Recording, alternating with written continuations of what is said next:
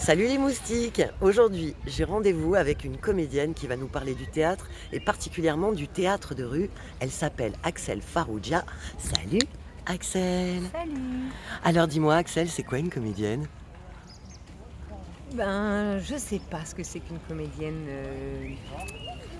Une comédienne, qu'est-ce que c'est? Bah, c'est quelqu'un qui alors, c'est quelqu'un qui va jouer des spectacles, qui va rentrer, dans des personnages, qui va faire semblant non, qui va pas faire semblant, qui va être quelqu'un d'autre pendant, un court instant, le temps d'un spectacle, le temps, ouais, d'un spectacle. Et Après le théâtre, tu dirais que le théâtre c'est quoi par rapport au cinéma ou c'est quoi la particularité du théâtre? c'est du vivant. Tu peux pas faire pause. Tu peux pas, faire pause et aller faire pipi parce que, bah, en fait, ça marche pas. Hem, Ça veut dire que, ben, tu vas voir un spectacle et que tu peux respirer le même air que, bah, les comédiens qui sont sur scène. Ça veut dire que tu pourrais, même si tu osais et si tu avais le droit, aller les toucher, quoi. Bah, je pense que c'est quelque chose que tu fais toi en spectacle, Oui, notamment. ouais. Hmm. Moi, On je va en prends pa- la liberté d'aller, Ouais, d'aller vraiment, au au contact des gens, contact. qu'il y ait Ouais. pas de frontière entre je pense que c'est pour ça, on va en parler après avec le spectacle de rue. Mais avant, je vais te demander, est-ce que tu as toujours voulu être comédienne? Non. Non? Non. Après, j'ai jamais si, j'ai voulu faire plein de trucs quand j'étais petite, j'ai même voulu être policier. Mais j'ai fait de la danse classique, tu vois, hyper longtemps et je crois que j'aimais cet univers-là, enfin, mais j'avais aucune idée de ce que je voulais faire. Ça m'est tombé dessus, pas complètement par hasard. Alors comment ça t'est tombé dessus? Et ben, dans mon ancienne vie, moi, je travaillais chez les notaires, rien à voir avec la choucroute et puis je suis arrivée à Toulouse, je connaissais absolument personne et puis j'étais bénévole dans un petit écrin qui s'appelle le Théâtre du Grand Rond.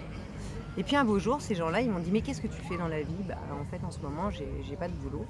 «Bah, écoute, est-ce que ça te dit de rejoindre notre équipe?» Oh! Je me sentais, hyper en joie. Allez banco. Et puis en fait,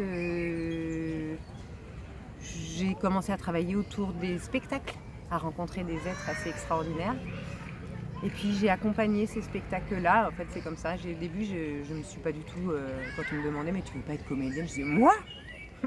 Mais non, pas du tout, pas du tout». Je faisais des ateliers, bien sûr, mais j'avais la sensation d'être vraiment utile à côté des artistes. Je faisais de la diffusion.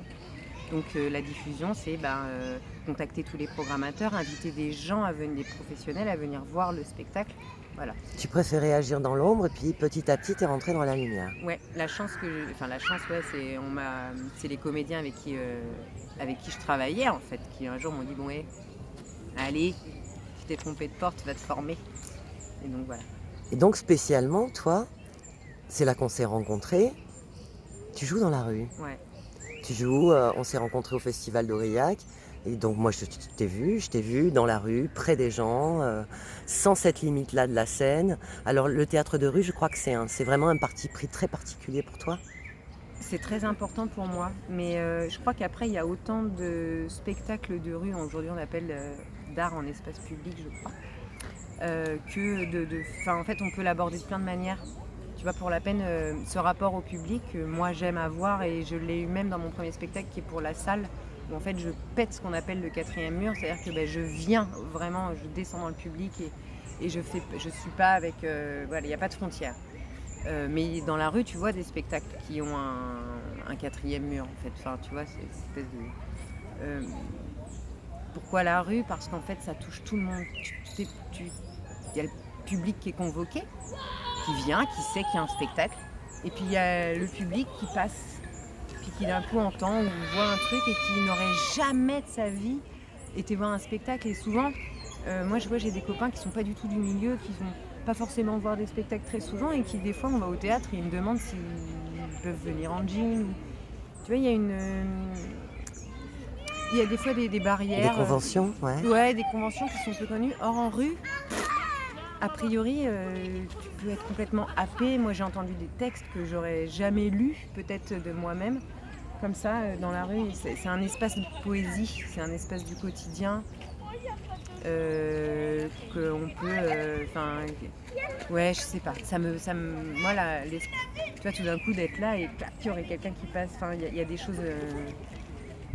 merveilleuses qui peuvent se passer dans la rencontre et dans ce qu'on peut raconter. Et puis dans l'espace public, il y a public au sens liberté, Mmh.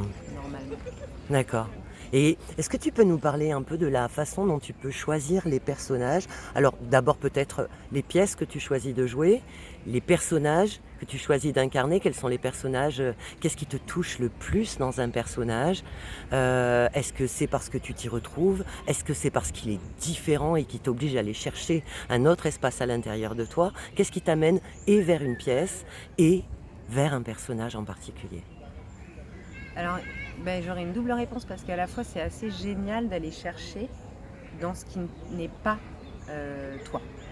Parce que parfois, en tout cas, moi, ça me donne le vertige quand ce qui m'est arrivé, hein, dans mes propres spectacles que je fabrique, où à un moment donné, t'es dedans, t'es dans ta création, gna gna, puis un jour, des très proches le voient.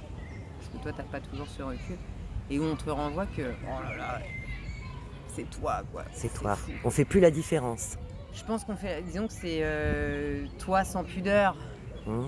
Mais il y a quelque chose de très impudique dans le fait de se Peut-être. montrer et de jouer devant les autres, d'incarner des émotions, de transmettre des émotions, de pleurer, de rire. Ouais, et à la fois, tu vois,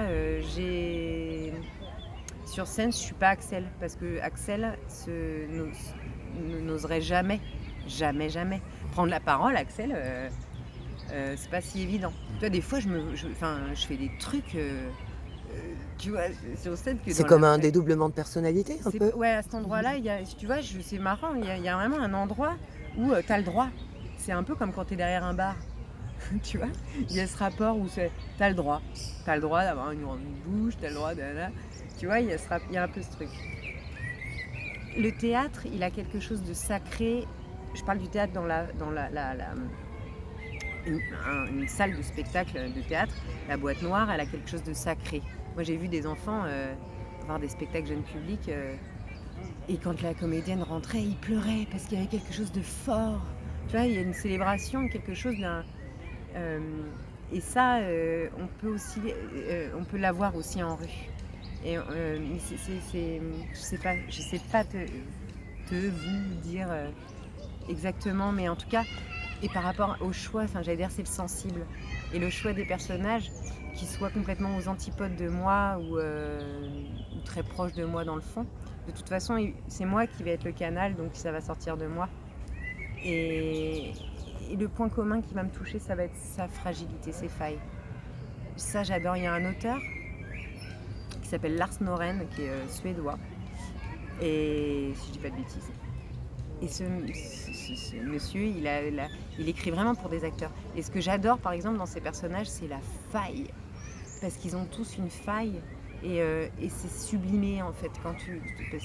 En termes de compréhension de l'humain, si t'es passionné d'humain, eh ben, tu peux qu'avoir de l'empathie, en fait, même pour des très méchants. Mmh. Et ça, c'est super, en fait, de convoquer l'empathie.